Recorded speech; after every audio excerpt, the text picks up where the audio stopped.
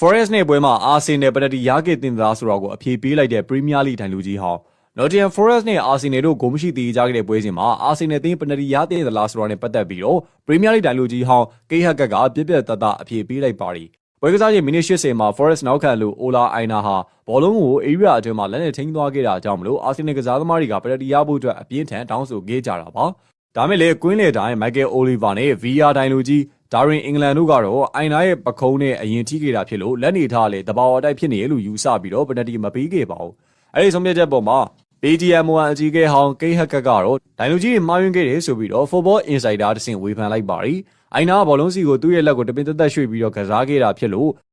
ဒါလက်တီဘော်ပြစ်ချက်မြောက်ကြောင်းနဲ့ပနတီပေးတင်ကြောင်းသူကဆိုပါတယ်။ပခုံးကိုခန္ဓာကိုယ်ရဲ့အစိပ်ပိုင်းလို့သတ်မှတ်နိုင်ပေမဲ့အခုဖြစ်ရကဘောလုံးကန်ထုတ်ရနေပြီးတော့လွှင့်စင်လာမျိုးမဟုတ်ဘဲနဲ့တမင်ကစားခဲ့တာဖြစ်တာကြောင့်မလို့အာဆင်နယ်ကိုနစ်နာခဲ့ရတာလို့သူကတော့အပြေပေးခဲ့ပါတယ်။အာဆင်နယ်နီးပြဒေတာလေဒါအဝေးရကြီးအနီးရပဲကြီးထေရှားတဲ့ပနတီအမားဖြစ်တယ်လို့ပွဲပြီးမှပြောကြားခဲ့ပါတယ်။အဲ့ဒီသေရလဲကြောင့်မလို့အာဆင်နယ်ကမန်စီးတီကို6မှတ်ထိဖျက်နိုင်မဲ့အခွင့်အရေးကိုလက်လွတ်ခဲ့ရပြီးတော့9မှတ်အကွာနဲ့သာဇယားထိပ်မှာရက်တည်နေနိုင်ပါတော့တယ်။တပတ်မှလည်းပဲ Forest နီးပြရှောင်းတိုက်ကတော့ဒီလိုအခြေအနေမျိုးသာပနတီပေးမယ်ဆိုရင်ဘောလုံးပွဲတွေကိုဖျက်သိမ်းလိုက်တာကပိုပြီးတော့ကောင်းလိမ့်မယ်လို့ဒိုင်လူကြီးဘက်ကနေပြီးတော့ကာကွယ်ပြောဆိုသွားပါတယ်